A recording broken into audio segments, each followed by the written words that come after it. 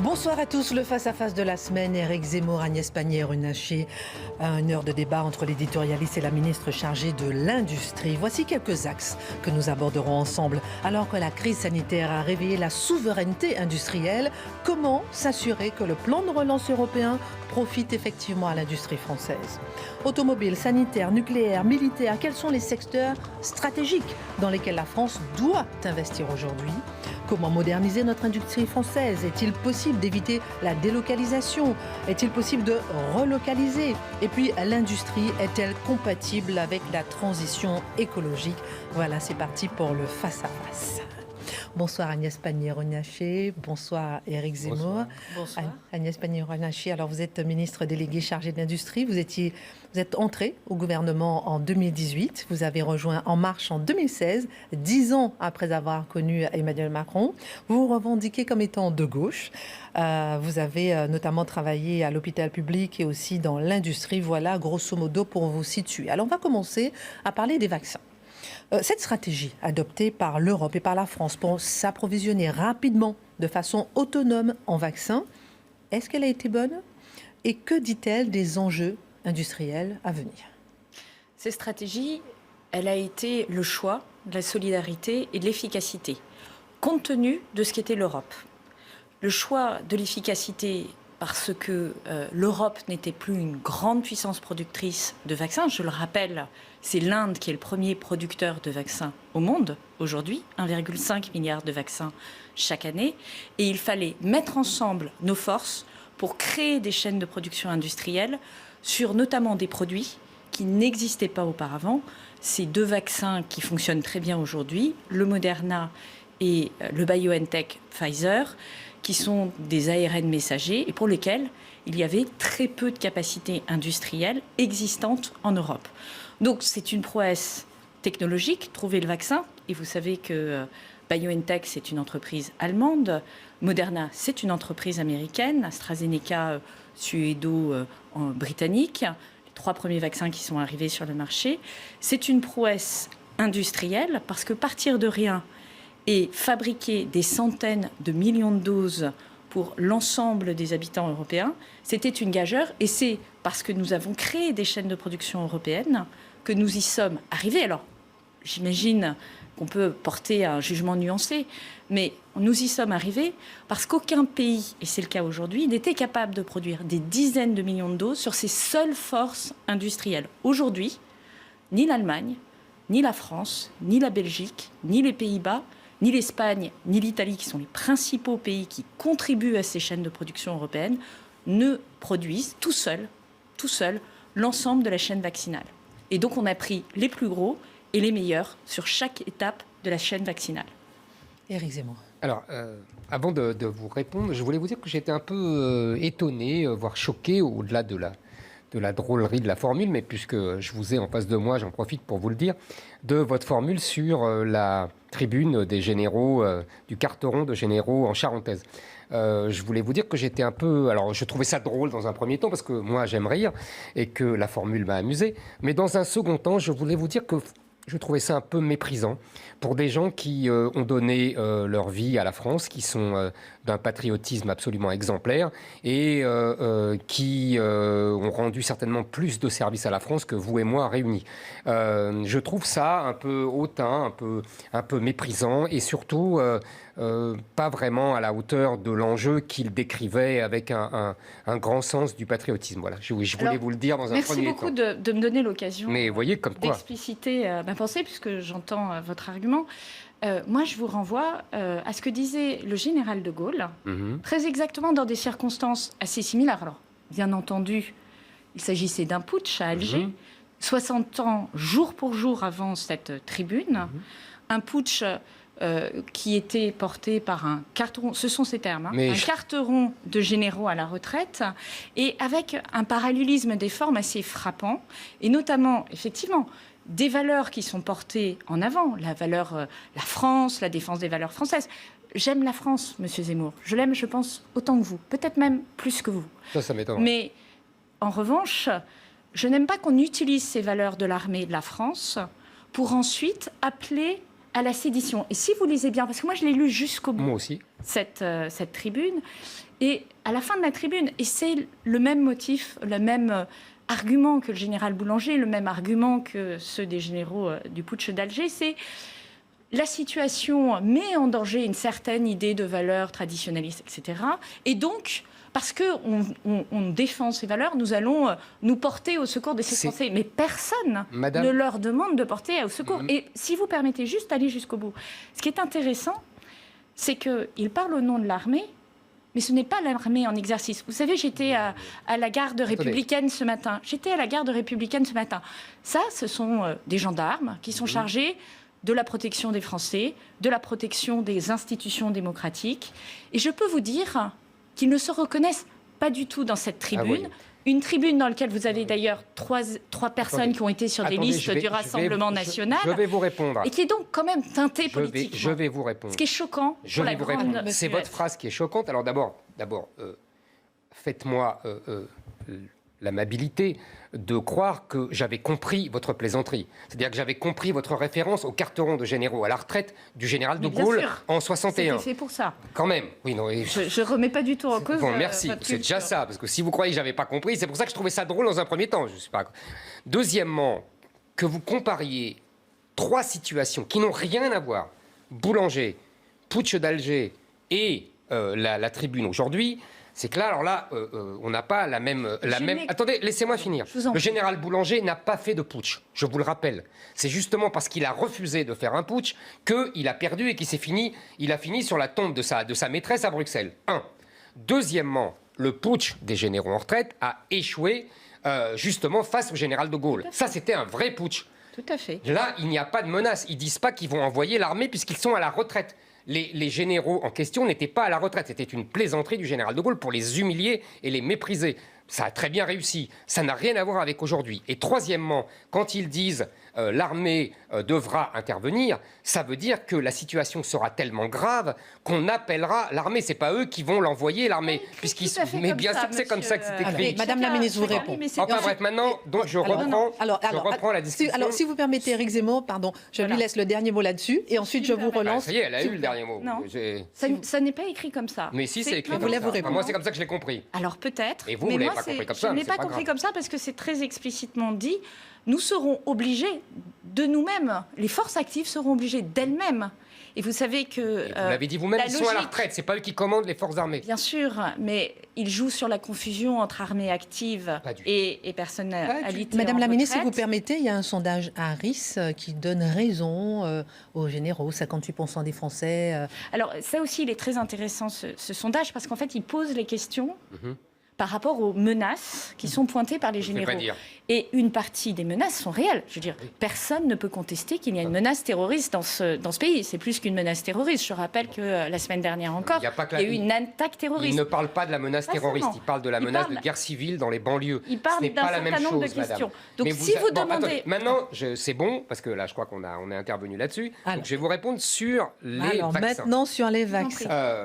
Parce que là... c'est quand même, les chiffres parlent d'eux-mêmes. Fin avril, il y avait 21% des Français qui avaient reçu leur première dose. Et 24% des Allemands, je crois. 42% des Anglais, 43% des Américains, 62% des Israéliens. Donc l'affaire est réglée. La stratégie européenne d'Emmanuel Macron a échoué lamentablement. Deuxièmement, vous avez dit, ce sont les Indiens qui font des vaccins. Vous avez dit, en Europe, on n'est plus capable de fabriquer, etc. Non, on est capable, mais... Bien sûr, je veux dire, on ne le fait plus. Ensemble. Pas autant. On ne le fait plus. Pas en Pourquoi autant de doses. Pourquoi Parce que depuis 30 ans, l'idéologie libérale et libre-échangiste de nos technocrates bruxellois, qui sont chéris par Emmanuel Macron, a imposé un libre-échange généralisé, mondialisé, qui a fait que nous avons délocalisé en masse dans les pays comme l'Inde ou comme la Chine, où c'était beaucoup moins cher.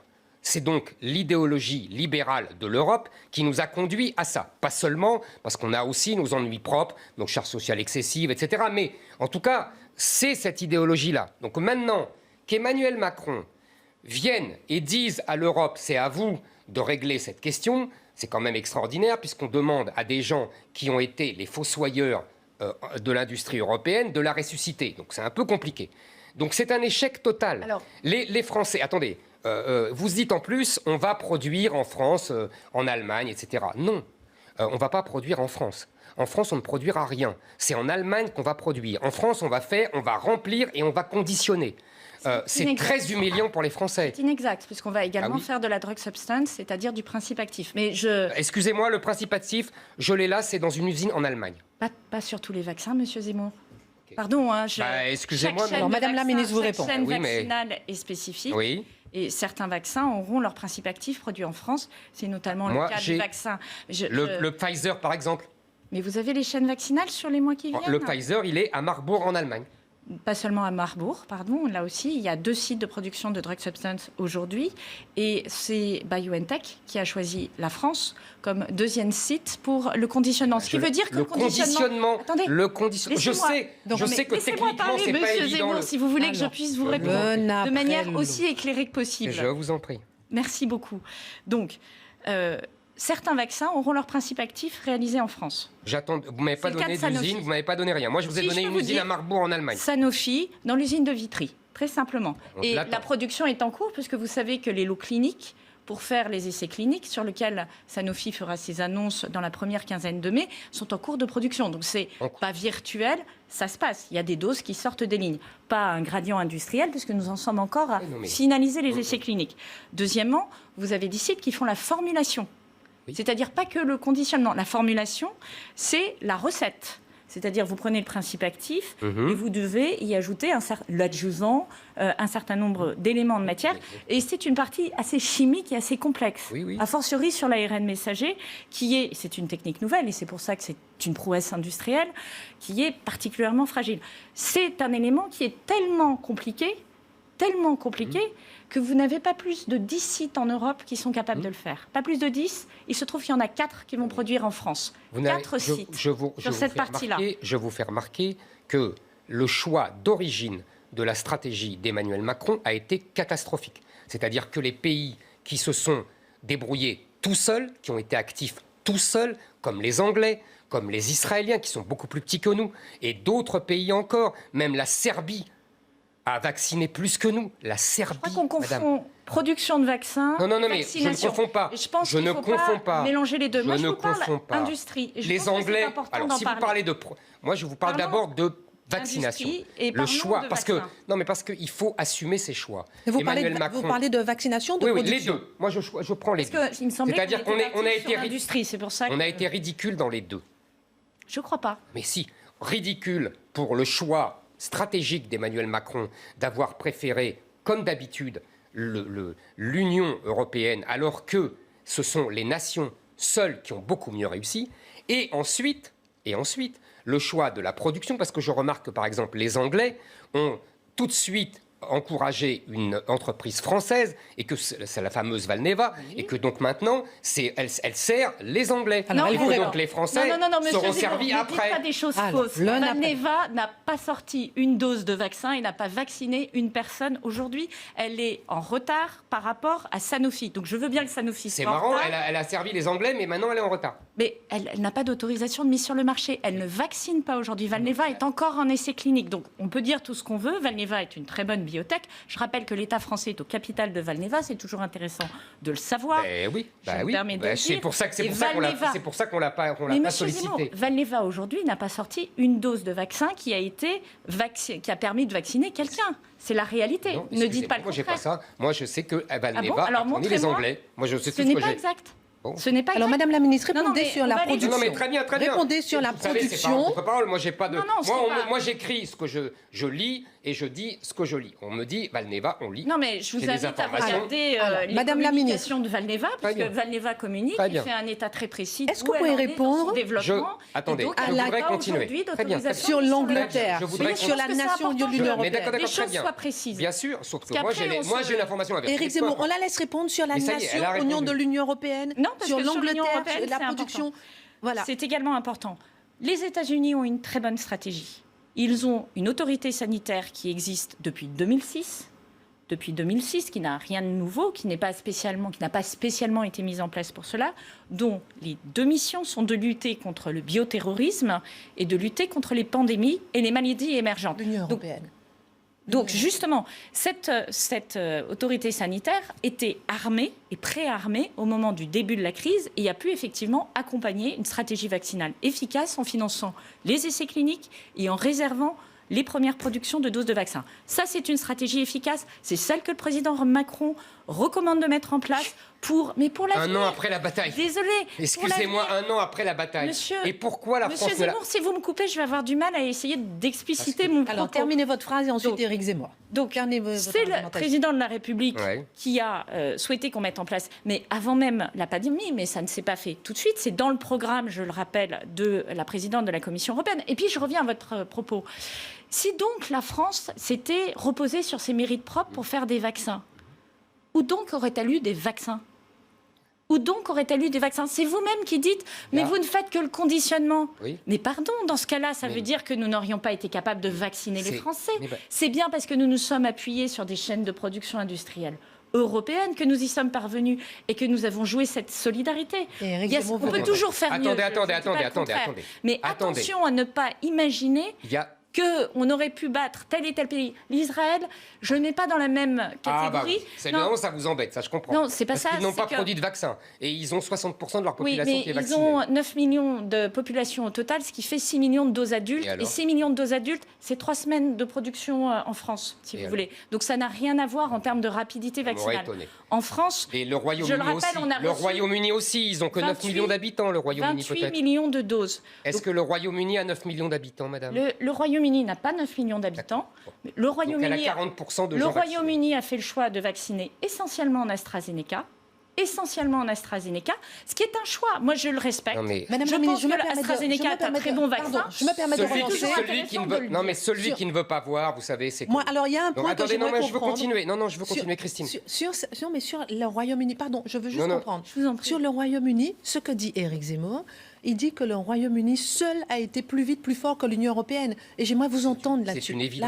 La réponse là-dessus. Le Royaume-Uni a fait effectivement un choix au regard du couple sécurité-efficacité des vaccins, qui était un choix risqué, qui est un choix réussi. C'est-à-dire que risqué et réussi, puisqu'ils ont fait le choix d'autoriser la livraison et la vaccination avant même d'avoir tous les résultats cliniques sur l'AstraZeneca. Est-ce que ce choix aurait été apprécié en France ? Je livre la question à votre sagacité. Quand on connaît les débats autour d'AstraZeneca, et encore une fois, je dis que ce vaccin est parfaitement sécure. Éric Zemmour. Et que c'était une réussite. Je continue. Vous avez dit tout à l'heure, heureusement qu'on s'est mis derrière l'Europe, parce qu'on n'aurait pas pu avoir notre propre vaccin, puisque Pasteur a renoncé à son vaccin. Si, ça voulait dire ça. On n'a pas notre propre vaccin, donc heureusement qu'on a produit... chaîne industrielle, ce qui n'est pas tout à fait la même chose. Et et les chaînes industrielles. J'en serais pas fier. Premièrement, j'aurais plutôt honte en tant que ministre de l'Industrie de ne pas avoir de chaîne de production, et en plus que Pasteur, la France, le pays de Pasteur justement, n'ait pas son propre vaccin. Je vous signale quand même que nous sommes le seul pays membre du Conseil de sécurité parmi les 5 à ne pas avoir fabriqué notre propre vaccin. Nous, le pays de Pasteur. Moi, je serai à votre place, je me couvrirai de cendres et je dirai excusez-moi aux 60 millions de Français. Deuxièmement, quand je dis le choix européen de Emmanuel Macron, c'est pas que sur les vaccins.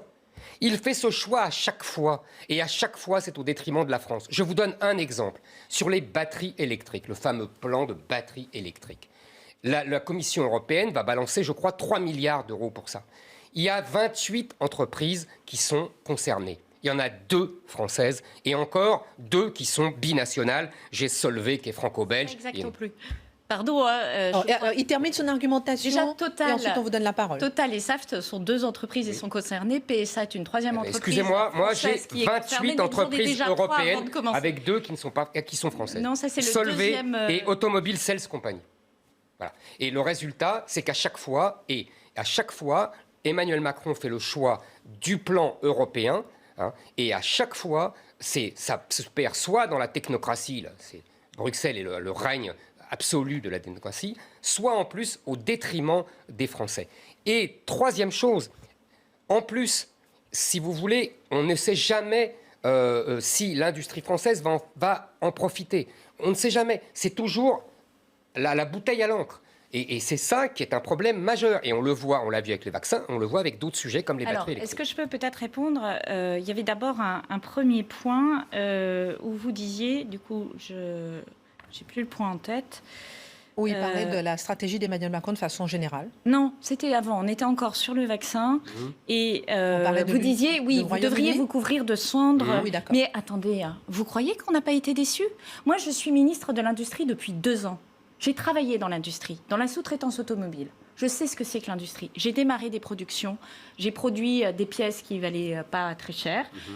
J'ai été dans des usines, dans des centres de recherche et développement. Alors, centre de recherche et développement dans l'automobile, ça veut dire que vous mettez au point une boîte à gants. Ce n'est pas de la recherche pharmaceutique. Bon, donc je sais un petit peu ce que c'est, d'accord ? J'ai été très choquée qu'on n'ait pas notre vaccin.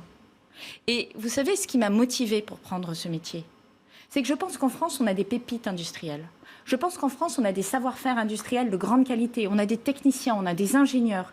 Et je pense qu'on doit aujourd'hui se mobiliser pour faire en sorte de pousser cette industrie et d'être fiers de cette industrie. Et depuis 4 ans, donc avant que je n'arrive, le président de la République a fait de la reconquête industrielle un enjeu majeur de sa politique économique. Et ce ne sont pas que des mots, car entre 2000 et 2016, nous avons détruit 1 million d'emplois industriels. La France, c'est pas moi, c'est pas Emmanuel Macron, c'est les gouvernements précédents. Non, ça c'est trop facile. Si. Non. Si, parce que je pense que c'est important qu'on dise les choses. C'est trop facile de dire ça. Qu'on dise les choses. Attendez, je vais vous répondre à ça. Vous me coupez. En 2017, en 2018 et en 2019, nous avons créé l'emploi industriel net. Ça, c'est factuel, monsieur Zemmour. Vous qui avez créé, ce sont les entreprises. Les entreprises qui l'ont fait accompagner par l'État avec une politique d'attractivité, une politique qui a permis de répartir le coût du travail et de donner de la visibilité aux entreprises. Et ce n'est pas l'opération du Saint-Esprit. Parce que pendant 16 ans, lorsqu'on détruit systématiquement l'emploi industriel, il se passe quelque chose. C'est trop. Éric Zemmour vous répond. Et ensuite, on passe au plan de relance. Vous avez essentiellement bénéficié du CICE, du plan de Hollande. Le CICE, nous y avons mis un terme. Il semblerait que ce ne soit pas la bonne les bénéfices. Et Éric Zemmour, on essaie de s'écouter. Deuxièmement, c'est trop facile de dire « je n'étais pas là ». Parce que, vous comprenez, il y a des logiques politiques et idéologiques.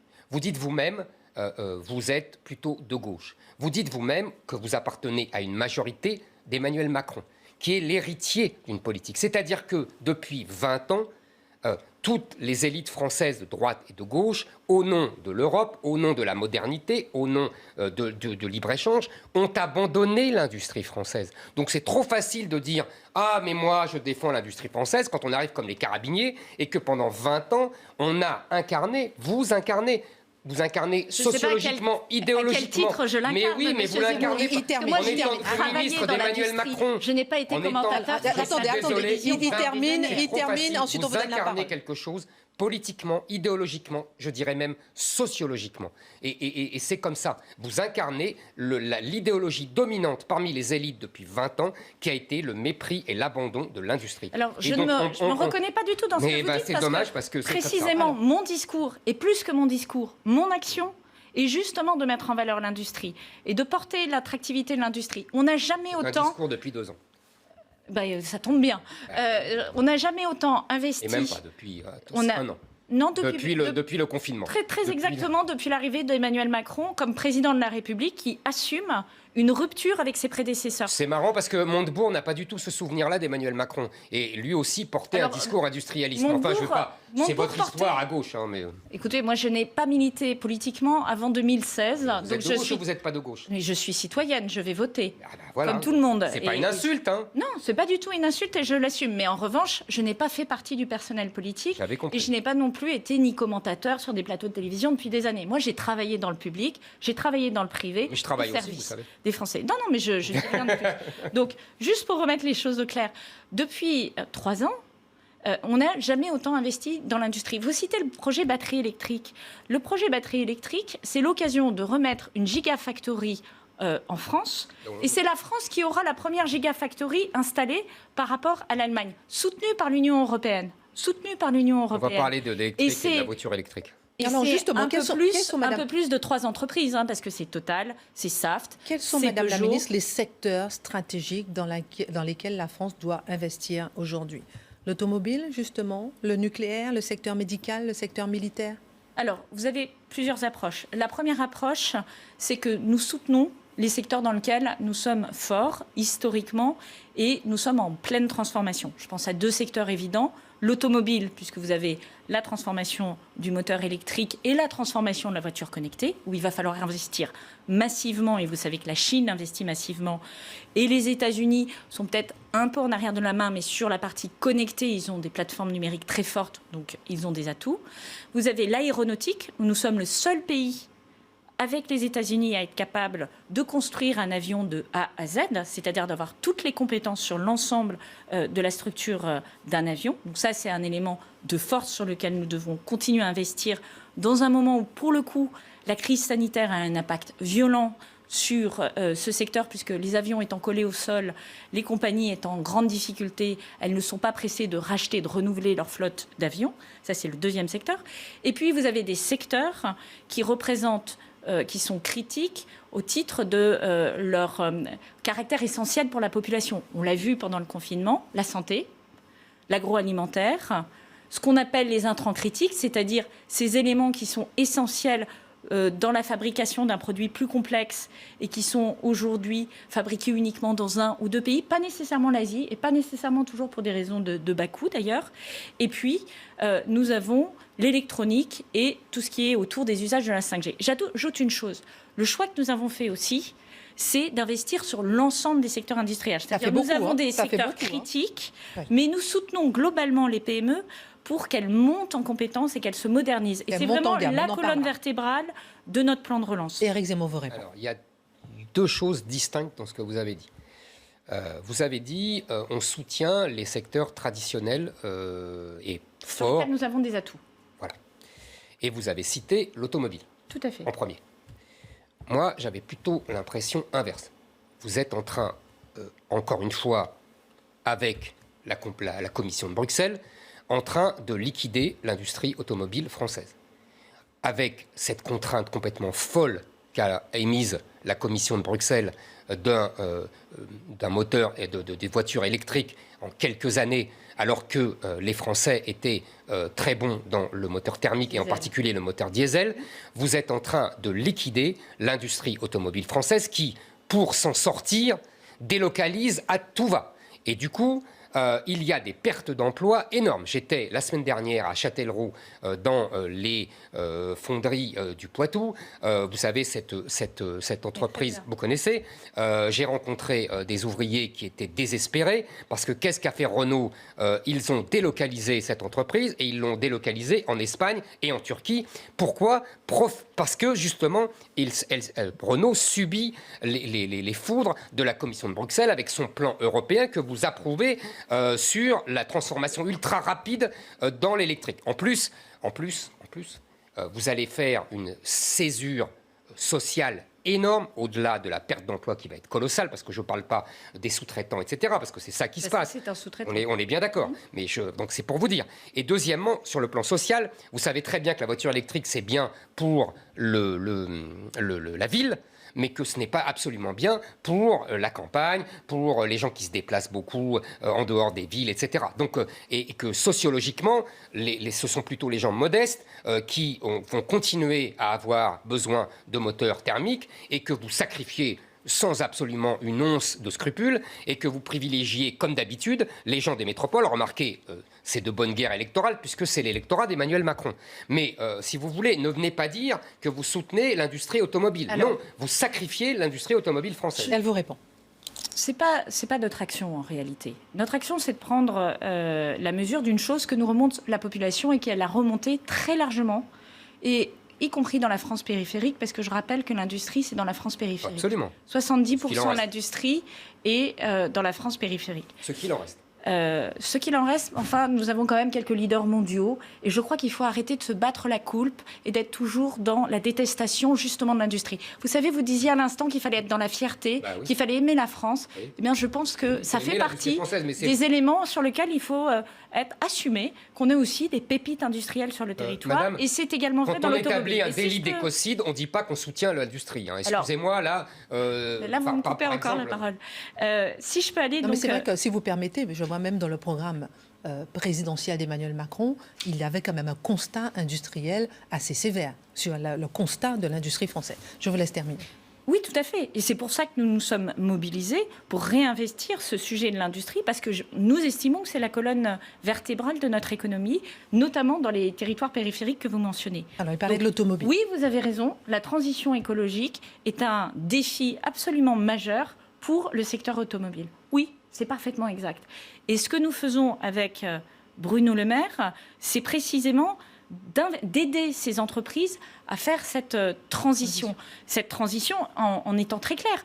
Bruno Le Maire, face à Bruxelles, il dit que la nouvelle norme Euro 7, qui effectivement impose des critères aux moteurs thermiques très compliqués, il n'est pas d'accord avec cette norme, qu'elle est aujourd'hui sortie d'un groupe d'experts, que tout ça est très bien, mais que ce sera aux États, et elle n'est pas du tout validée, que ce sera aux États de trancher. Et je pense que c'est important de se dire aussi que vous avez effectivement un travail à Bruxelles qui est fait, mais à la fin, ce sont quand même les États qui décident. On ne peut pas non plus se dissimuler derrière notre petit doigt. Ce sont les États qui décident. Et sur Euro 7, nous avons pris une position très claire qui était de dire autant on est d'accord pour faire la transition écologique. Là où je ne vous rejoins pas en revanche, c'est que sur les voitures électriques, il y a une telle accélération de l'innovation que je peux vous assurer que dans 5 ans, on aura des modèles qui fonctionneront très bien en territoire ruraux et que nous sommes en train d'accélérer aussi le déploiement des bornes électriques. Mais vous avez raison, il y a un moment de transition et moi je sais bien poursuivre les dossiers Pendant ce temps de transition, l'industrie automobile française va mourir. Je ne crois pas.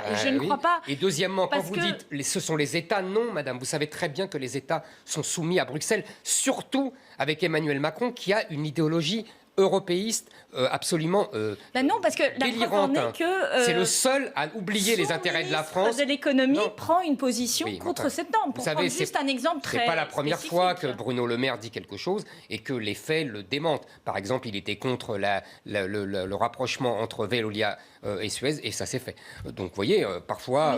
c'est pas une décision de Bruxelles. Non, mais c'est pour vous dire que Bruno Le Maire... oui, mais alors, c'est pire dans les décisions de Bruxelles, vous voyez. Par exemple, on n'était pas d'accord sur l'EDF et tout ça, et petit à petit, on est en train de se soumettre. On n'était pas d'accord sur l'ouverture du marché pour la SNCF, pour le train, et sur 20 ans, on s'est soumis. Donc finalement, la France se soumet toujours parce que la France, comme Emmanuel Macron et comme ses prédécesseurs, veulent toujours être les meilleurs élèves de l'Europe, au détriment des intérêts de la France. Les Allemands ne sont pas aussi bêtes. Je crois que notre position, et moi je la porte au Conseil compétitivité, je suis avec les 26 autres ministres de l'industrie, c'est précisément de porter des positions différentes que celles que vous nous prêtez. Typiquement, je vois pas ça. Qui aujourd'hui a porté la position de taxer les plateformes numériques ? C'est la France. Qui le fait ? C'est la France. Qui est en train de l'obtenir au niveau de l'Union européenne et au niveau international de l'OCDE ? C'est la France. Non, madame, stop. Non, il y a une erreur là. Non. Premier exemple, il est faux. Parce que c'est pas vrai. La France a porté ça, oui, c'est la seule chose vraie dans votre démonstration. Et elle a taxé. Oui, mais... Tout à fait. Et elle est en train de l'obtenir. Mais oui. Mais sauf que qui a décidé ? Qui va faire basculer si ça se fait ? Les États-Unis. Non, pas sur l'Union européenne. L'Union européenne n'est pas encore en train de décider. L'Union européenne n'a jamais réussi à décider là-dessus. Parce que l'Union européenne ne décide pas sur pas grand-chose quand il s'agit des intérêts de l'Irlande, etc. Et que les Allemands ont tellement peur de subir les foudres des pays où ils vendent, où ils exportent, qu'ils sont très prudents. Est-ce que vous croyez donc c'est pas vrai. C'est pas la France et c'est pas l'Union européenne. Après, j'ai beaucoup de questions à poser. Est-ce que vous croyez sincèrement que ce sujet aurait progressé si la France n'avait pas porté, le premier pays au monde, n'avait pas porté le drapeau. Ça, c'est un premier exemple. Deuxième exemple. Très bien. Mais c'est pas l'Union européenne, c'est les États-Unis. Non, c'est la France. Non. Le mécanisme de taxation carbone aux frontières. Oui. Qui le porte ? C'est la France. Oui. Qui le fait ? Personne. Qui le fait ? Pas l'Europe. C'est l'Europe qui fait une proposition ici. C'est ce qu'a annoncé la présidente Ursula von der Leyen d'ici la fin de l'année. Alors, écoutez, exemple on en reparle. très concret. Oui, est-ce que c'est fait, madame ? Est-ce que c'est fait ? On en parle depuis des années, c'est comme la réforme de Schengen. Ça fait 20 ans que je l'entends et elle n'est toujours pas faite. Écoutez, donc vous voyez bien que c'est la même chose. Moi, je vais vous dire très simplement, on n'entend pas ça depuis des années. En revanche, si, la taxe carbone, on entend ça depuis des années. Le président de la République l'a fait mettre dans le programme d'Ursula von der Leyen, l'a fait mettre dans le Green Deal. Vous avez un texte qui est en préparation et qui va être présenté d'ici la fin de l'année. C'est très concret, mais vous avez raison. Alors, c'est des combats importants. C'est bien, c'est très intéressant tout ça. Non, mais c'est vrai, mais j'ai encore beaucoup de questions. Allez-y. Madame la ministre, vous avez parlé de faire monter en gamme les entreprises, les industries. Comment faire monter en gamme nos industriels, justement, pour être compétitifs, pour accroître justement cette souveraineté industrielle? Comment aider nos entreprises à monter en gamme, à innover? C'est ce que nous faisons avec le plan de relance aujourd'hui. Le plan de relance, c'est l'accompagnement de l'investissement productif et des compétences des employés dans les sites industriels. Très concrètement, c'est aider des entreprises à acheter des cobots, des robots, des machines à commande numérique, ce qui peut leur permettre de gagner 20 à 30% de coût de revient. 20 à 30% de coût de revient sans changer, ou plutôt même en faisant évoluer positivement, le salaire de leurs salariés, parce que ça leur permet de capter des marchés auxquels ils n'avaient pas accès grâce à cette amélioration de leur compétitivité. Ça, c'est la première chose. Et aujourd'hui, nous avons un dispositif qui est un guichet dit Industrie du futur, qui a été totalement plébiscité, puisque près de 20% des entreprises industrielles françaises vont bénéficier de ce guichet, ce qui montre l'appétence, l'appétit et la volonté de prendre des risques des entreprises industrielles. Le deuxième élément, c'est l'innovation. C'est investir dans la recherche et dans le développement et accompagner les entreprises qui le font. Et c'est ce que nous faisons avec le plan d'investissement d'avenir, qui est doté de 20 milliards d'euros et qui va nous permettre de construire une industrie dans l'hydrogène, de construire une industrie dans les bioproductions en matière de santé, de construire une industrie dans le cloud souverain. Donc, toute une série de sujets sur lesquels on sait qu'en 2030, nous devons nous positionner pour être compétitifs et pour être parmi les leaders industriels mondiaux. Et je rappelle aujourd'hui que nous avons des leaders industriels mondiaux sur lesquels nous pouvons nous appuyer. Simplement, il faut avancer, prendre des risques et investir. Éric Zemmour. Alors, il y a plusieurs choses là. D'abord, il y a le plan de relance. Je note que, en fait, on ne sait pas où va aller cet argent. Vous avez des tas de priorités. Et donc, quand on a beaucoup de priorités, ça veut dire qu'on n'en a pas. Ça va être dispersé. On ne sait pas comment exactement. Personne ne s'y retrouve. En plus, son plan de relance, comme d'habitude, c'est un plan de relance européen. Donc, on ne sait pas si cet argent va aller vraiment aux entreprises françaises, puisque vous savez bien que les marchés publics français ne doivent pas privilégier les entreprises françaises, puisqu'il y a une ouverture sur les pays européens et même sur le monde. Donc, on ne sait pas exactement. Et maintenant, il y a montée en gamme, l'innovation, ça aussi, excusez-moi, mais j'entends ça depuis 20 ans. Et au contraire, on ne cesse de péricliter. Pourquoi ? Il faut essayer de prendre un peu de recul. L'industrie française s'est bâtie dans les années, je ne parle pas du 19e siècle, mais bien que ça serait intéressant, parce qu'on verrait comment une industrie française, justement très innovatrice, puisqu'on a inventé l'automobile, l'avion, on a quasiment tout inventé avec les Américains, et pourtant on était une industrie plutôt faible par rapport à l'industrie allemande et l'industrie anglaise. Bon. Mais l'industrie moderne, c'est les années 60, 70, qu'est-ce que c'était ? C'était d'abord des innovateurs, des entrepreneurs, par exemple Marcel Dassault pour les avions militaires et même civils. Et il y avait des grandes personnalités dans l'État. Il y avait M. Guillaumat pour le nucléaire. Il y avait M. Terry dans les années 70 pour les télécommunications. Bon, il y avait cette symbiose entre les deux. Des grosses personnalités, l'État et des innovateurs, des entrepreneurs privés. Et il y avait aussi une protection aux frontières, même si c'était le marché commun des 6, il y avait l'État qui tenait sa monnaie, donc elle pouvait faire des avances par l'État, ou alors on dévaluait pour améliorer la compétitivité des entreprises. Tout ça, on ne l'a plus. Et on avait un problème en France depuis le 19e siècle, qui est qu'on a un capitalisme sans capitaux. Et donc c'est pour ça qu'on a besoin de l'État, c'est pour ça qu'on a besoin de la monnaie, c'est pour ça qu'on a besoin de dévaluation éventuellement, pour compenser. En vérité, depuis qu'on est rentré dans l'euro, à un niveau trop élevé pour la compétitivité française, et qu'on n'a plus de protection aux frontières parce que l'Europe s'est ouverte aux 4 vents, on est complètement asphyxié. Et qu'on entend votre discours, c'est le même discours que tous les ministres de l'industrie tiennent depuis 30 ans. Il faut innover, il faut monter en gamme, etc. Sauf qu'on n'y arrive pas. On n'y arrive pas tout simplement parce que le haut de gamme est déjà pris, sauf quelques rares exceptions, par les Allemands, et que le bas de gamme, même en Europe, est pris par l'Espagne, etc., qui a baissé ses salaires. Et donc au milieu, on est dans un moyen de gamme qui tenait la route dans les conditions anciennes et qui ne tient plus la route aujourd'hui. Donc vous allez dire, oui, on donne tel argent. Ça ne sert à rien si c'est dans ce contexte-là. Je ne partage pas votre analyse de l'industrie française et je pense qu'elle est... moi, je serais entrepreneur industriel, je serais un peu déçue d'entendre ce que vous dites, parce que ce n'est pas la réalité. Vous avez aujourd'hui sur le territoire... vous avez 33 000 entreprises industrielles qui ont plus de 5 salariés. Sur ces 33 000 industriels, précisément pour les raisons que vous dites, c'est-à-dire des entreprises qui financent un modèle social très exigeant, elles vont quand même chercher des contrats à l'international et elles sont compétitives. Et ça montre bien qu'elles le sont. Moi, je peux vous présenter l'entreprise GIS qui est du côté de Laval et qui a, sur certains de ses produits, 80% de part de marché mondiale. Et des entreprises comme ça, je peux vous en citer des dizaines. Mais grâce à Dieu, vous trouverez toujours des entreprises qui sont compétitives. Mais vous avez dit vous-même qu'on a perdu 1 million d'emplois industriels en 15 ans. Et on en a recréé ces 3 dernières années. Je mets l'année 2020 de côté, puisque c'est une année un peu particulière. Et c'est factuel, 2017, 2018, 2019. Et pourquoi ? Parce que nous investissons dans l'industrie du futur. Alors, là où vous avez raison, c'est que l'industrie du futur, la numérisation des chaînes de production, c'est une technologie relativement récente qui privilégie les pays qui ont des salariés bien formés, ce qui est le cas de la France, et qui sont c'est pas le cas plutôt, de la France, si je peux aller jusqu'au bout, qui sont plutôt, effectivement, plutôt bien payés. Et l'avantage de l'industrie du futur, c'est que vous pouvez gagner en compétitivité, améliorer les conditions de travail et vous adresser des marchés qui sont beaucoup plus proches, parce que la question de la taille et la question des bas salaires est beaucoup moins impactante lorsque vous utilisez ce type de technologie. C'est ce qui permet à l'aéronautique d'avoir gagné 20-30% de gains de compétitivité et continuer à être plus compétitive que la Chine ou d'autres pays.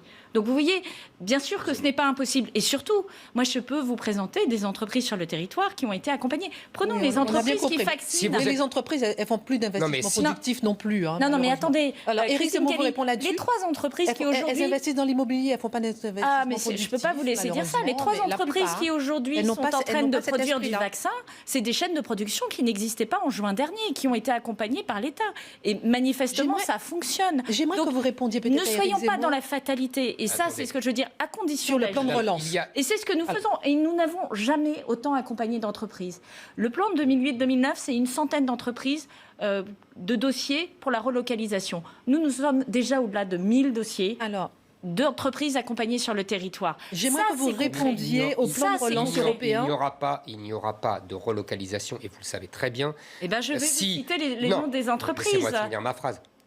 Je vous en prie. Il n'y aura pas de relocalisation réelle, à part que vous pouvez toujours me citer une entreprise ou deux. C'est ce que vous faites depuis 10 minutes.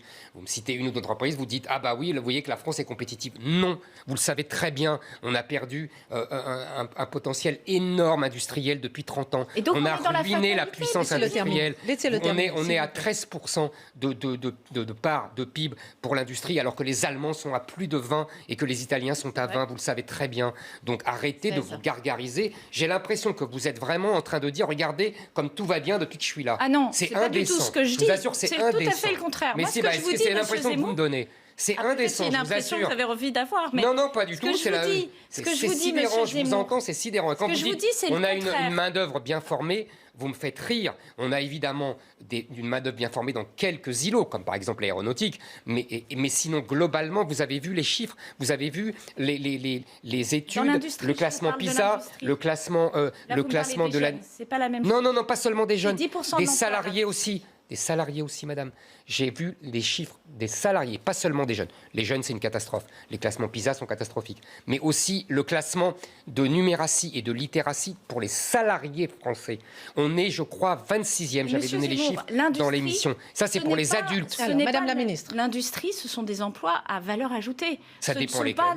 C'est souvent, vous êtes payé 2 fois le SMIC dans l'industrie. Oui, je sais bien. Je veux quand même le rappeler. Je sais bien. Et donc, ce ne sont probablement pas les personnes qui sont le plus concernées par des difficultés d'illittératie ou de problèmes de il y en a numératie. aussi. Ça, c'est bien notre problème. Les industriels vous disent qu'ils n'arrivent pas à trouver de la main-d'œuvre bien formée. Ah bah vous voyez. Non, ils n'arrivent pas à recruter parce que beaucoup de Français se sont détournés des métiers industriels parce qu'ils pensent que ce sont des métiers qui ne sont pas attractifs. Vous faites une enquête justement sur les personnes en reconversion. Il y a une crainte par rapport à ces métiers. Et moi, je veux dire ici que bien au contraire, ces métiers sont des métiers qui payent plutôt bien, qui sont plutôt stables, qui sont en développement. Vous avez effectivement, et vous le dites très bien, des industriels qui cherchent de la main-d'œuvre et qui sont prêts à la former. Oui. Et donc, c'est plutôt un atout. Ça, c'est le premier point. Le deuxième point, c'est que vous ne pouvez pas dire, ou alors on est dans la fatalité absolue. Moi, je ne suis pas d'accord avec vous. Nous avons des centaines. Quand je vous dis qu'on a plus de 1000 entreprises que nous accompagnons, c'est plus de 1000 entreprises. Ce n'est pas 3 entreprises qui se battent en duel sur le territoire. C'est des entreprises qui portent des projets, qui ont des parts de marché, qui exportent. Je rappelle que l'industrie, c'est plus de 2/3 de notre innovation et notre développement, plus de 2/3 de nos exportations. Absolument. Et je crois que ça vaut vraiment le coup de se retrousser les manches. C'est pour ça qu'on est en déficit de la balance commerciale depuis 20 ans. Je vous relance sur le plan de relance européen. Hein. Non, mais en plus, quand vous dites vous les accompagnez, c'est très bien de les accompagner, mais on accompagne des personnes âgées, on accompagne des enfants. Excusez-moi, on n'accompagne pas une industrie. Et en échange, vous leur imposez des normes de plus en plus drastiques sur le plan écologique, encore une fois, et là, les industriels sont furieux. Il y a des gros problèmes avec ça. Je vous parlais tout à l'heure du délit d'écocide, qui est très mal vu par les industriels, parce que ça va être encore des normes en plus, parce qu'ils sont déjà embêtés par l'inspection du travail pour les normes de droit du travail. Et en plus, ça, on rajoute maintenant des normes environnementales. Alors, d'un côté, vous accompagnez, comme vous dites gentiment, et en plus, mais par ailleurs, vous les limitez. Et deuxième chose que vous faites, qui est absolument énorme, c'est le nucléaire. C'est-à-dire que, vous comprenez, on avait un avantage compétitif par rapport aux Allemands. Un, qui était le fait de payer notre électricité beaucoup moins cher. Sous prétexte de discours anti-nucléaires des écolos, sous prétexte de discours écologistes pro-éoliennes et compagnie, vous avez déjà, et sous prétexte aussi de soumission, quoi que vous disiez, à l'Europe, une fois de plus, vous avez réduit la part du nucléaire, vous avez absolument déstabilisé EDF, et en plus, vous voyez bien que les prix ont déjà augmenté considérablement. Les prix de l'électricité ont déjà augmenté. Et vous avez fermé Fessenheim. Le président de la République a fermé Fessenheim alors qu'il n'était pas du tout obligé. Il aurait très bien pu ne pas tenir cette promesse imbécile faite par François Hollande pour avoir quelques élus socialistes en 2012, mais vous allez me dire que c'est pas vous, mais vous n'étiez pas obligé de tenir cette promesse idiote, voyez, et par ailleurs, Emmanuel Macron va faire de grands discours à la gloire du nucléaire. Alors, on ne sait plus où on habite. Je crois qu'on fait en même temps, dans l'industrie, est mortel. Alors, il nous reste 10 minutes, Madame la Ministre. D'abord, si vous permettez, avant de répondre sur le nucléaire, j'aimerais que vous répondiez à la première partie d'une question il y a quelques instants. Comment s'assurer que le plan de relance européen profite effectivement à l'industrie française? Et ensuite, répondez aussi à Éric Zemmour sur le nucléaire. Alors, le plan de relance européen, il va financer des dispositifs français. Les dispositifs français profitent aux entreprises qui produisent en France. C'est aussi simple que ça. Déjà, c'est plus précis. Qui produisent en France. Elles oui, peuvent tout à être fait. Étrangères. Oui, par exemple, Toyota. Toyota est une entreprise japonaise et qui investit massivement en France, qui est présente en France depuis plus de 20 ans. Et moi, je n'ai aucune difficulté pour accompagner une entreprise comme Toyota dès lors qu'on accompagne ses sites français et qu'on l'aide à être encore plus compétitive et à développer sa production. Ça, je pense que c'est important parce qu'effectivement, le sujet est bien d'accompagner les travailleurs français et la recherche et développement française. Interdit par l'Europe, madame. Eh bien, c'est pas tout à fait le cas. La commande publique française ne doit pas privilégier la France. Alors d'abord, nous ne travaillons pas avec la commande publique. Nous travaillons avec des subventions entreprise par entreprise que nous instruisons. Et 83% aujourd'hui des sommes qui ont été consacrées à l'industrie. Vous savez que le plan de relance sur la partie industrielle a connu un très grand succès. On a même été à un moment dépassé par le nombre de dossiers, ce qui prouve qu'il y a un appétit quand même. Il y a un appétit important. Ces 83% d'entreprises sont des entreprises qui ont des sites français, des projets français et qui sont accompagnés par de l'argent français. Il n'y a pas d'ambiguïté sur le sujet.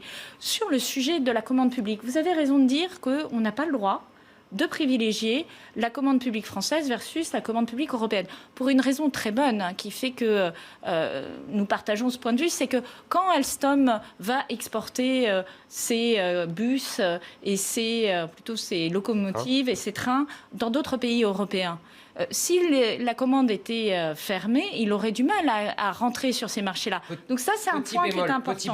Petit bémol.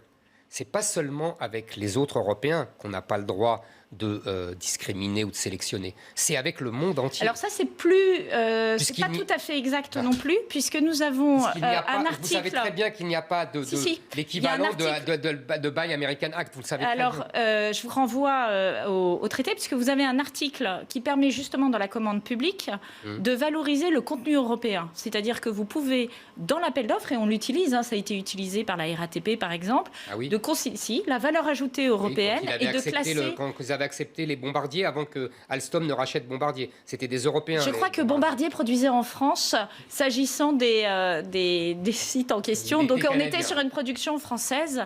Et attention, ne confondons pas actionnariat et entreprises françaises. Les entreprises françaises, ce sont les entreprises qui produisent en France, qui ont des sites en France et qui ont des salariés français. Ça, c'est très intéressant. Ça, je pense que c'est très important. Votre point de vue est très intéressant. Parce que là, vous posez la question, effectivement, on voit bien ce que vous pensez. C'est-à-dire qu'une entreprise produit en France, donc si elle appartient à un étranger, on s'en moque.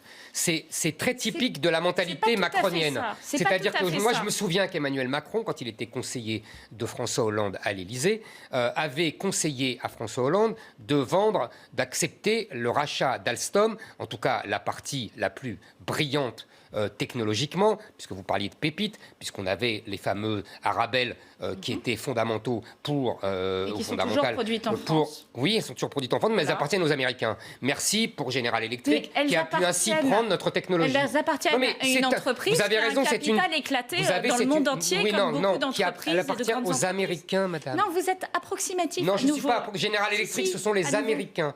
Et quand vous avez 50% du CAC 40 qui appartient aux étrangers... Quand vous avez 50% du CAC 40 qui appartient aux étrangers, on peut se poser des questions. Et vous savez très bien que quand une entreprise française, même qui produit en France, appartient aux étrangers, les décisions ne sont pas prises en fonction de l'intérêt français. Si un jour l'entreprise ne doit être fermée, on la ferme très facilement.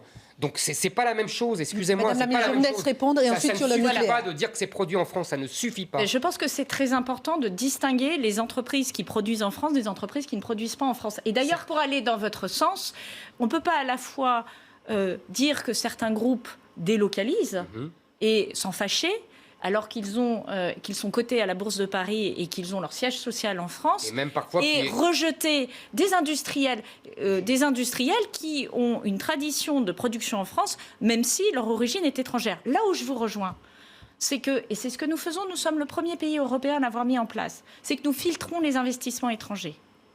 Toute entreprise qui doit passer dans la main d'un étranger et qui est présent sur un secteur stratégique, et nous avons renforcé ce dispositif en 2018 dans la loi Pacte, doit faire l'objet d'une autorisation. Et je peux vous dire, pour utiliser ce dispositif, qu'il est utilisé de manière de plus en plus stricte, précisément parce que vous avez deux types d'actionnaires. Moi, une entreprise allemande, par exemple, qui a une tradition capitalistique de réinvestir constamment dans l'appareil de production, de former ses salariés, d'avoir un capital patient, elle est bienvenue en France. Et je peux vous dire que beaucoup de gens qui nous écoutent sont employés par ces entreprises et ont confiance dans ces entreprises. Très bien, mais... Une entreprise prédatrice, on a compris. Une entreprise prédatrice, il faut effectivement l'empêcher de prendre la main sur et ensuite vous toujours allant sur le nucléaire. Que les entreprises prédatrices, excusez-moi, pour moi, je trouve que, je répète, avoir lâché Alstom est un crime contre la France. Avoir lâché cette technologie est un crime contre la France et que c'est Emmanuel Macron qui porte ce crime. Et ce n'est pas rien. Je vous assure que ce n'est pas rien. Écoutez, on reparlera c'est parce que vous comprenez, vaut mieux protéger Arabelle que Carrefour. Vous voyez, parce que protéger Carrefour, c'est très bien, mais en vérité, on s'en fout pour les technologies françaises. Tandis qu'en revanche, protéger Arabelle eût été beaucoup plus important. Alors, Madame la ministre. Si je puis, là, Monsieur Zemmour, nous protégeons Arabelle. Non. Ah bah non, Laissez-la terminer. Mais si, d'abord, la production, elle est effectivement réalisée en France. Nous sommes extrêmement attentifs. Nous avons là aussi un accord d'investissement étranger en France. Donc, nous regardons ça avec une extrême vigilance et on en reparlera probablement dans quelques mois. Donc, je ne peux pas vous laisser dire ça parce que de ce point de vue-là, il y a eu une évolution assez profonde de la politique économique française pour effectivement ne plus être naïf.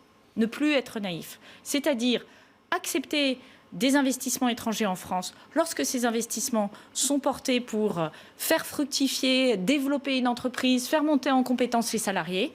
Mais à l'inverse, nous bloquons les achats prédateurs sur le territoire français. J'aimerais bien que vous répondiez, Éric Zemmour, sur le nucléaire, Fessenheim, sur sa question là-dessus. Alors, sur le nucléaire, je crois qu'on oppose ce qui n'est pas du tout le choix que nous avons fait dans notre politique de programmation énergétique, le nucléaire aux énergies renouvelables.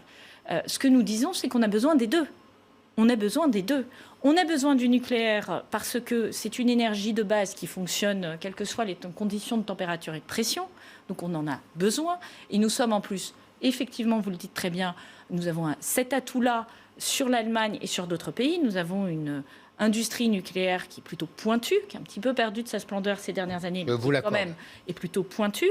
Mais nous avons également besoin des énergies renouvelables, d'abord parce que nous sommes en train de créer des filières. Je pense aux filières éoliens marins. L'éolien marin, c'est des entreprises qui produisent en France. C'est Siemens, Gamesa et CGI, pour prendre cet exemple-là, qui créent plus de centaines... Vous avez une entreprise française là-dedans ? Plusieurs centaines d'emplois. Vous avez une entreprise française là-dedans ?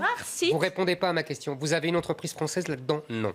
Ah bah, c'est le problème, si vous voulez, parce qu'on avait une industrie française qui produit pour les États-Unis. On avait une industrie. Et c'est là où on n'est pas d'accord, Monsieur Zemmour. L'important, c'est d'être compétitif en France et d'exporter. Oui, on n'est pas d'accord. Vous avez tout à fait raison, on n'est pas d'accord. Moi, je pense que la propriété est importante. Alors, terminez votre phrase et ensuite Éric Zemmour. Lorsque GE produit en France et exporte pour équiper des champs éoliennes aux États-Unis, mais moi, je pense que c'est un succès pour la France. Et Éric Zemmour. Eh ben, moi pas. Mais c'est très bien parce que c'est notre désaccord. Vous avez dit tout à l'heure, il ne faut pas être naïf. Mais vous êtes d'une naïveté confondante. Vous êtes oui au pays de l'industrie. Vous croyez que les industriels américains vont investir en France pour vos beaux yeux ? Et pour les nôtres, non. Ils vont prendre ce qu'ils peuvent de notre technologie et ils vont s'accaparer les brevets, toutes les connaissances françaises. Je vous laisse le dernier mot dans un instant. Fini ça, on a quasiment fini. Partir. Vous allez me donner des exemples d'industriels qui ne sont pas comme ça. Je suis tout à fait d'accord, ça existe. Toyota, par exemple, vous avez raison, c'est un très bon exemple. Ce sont des gens vraiment corrects. Mais franchement, tous les autres, il ne faut pas rigoler. Et quand vous me dites, c'était typique de l'idéologie dominante, c'est-à-dire qu'on se dit on veut du solaire, on veut de l'éolien, etc. Sauf qu'il n'y a aucune industrie française.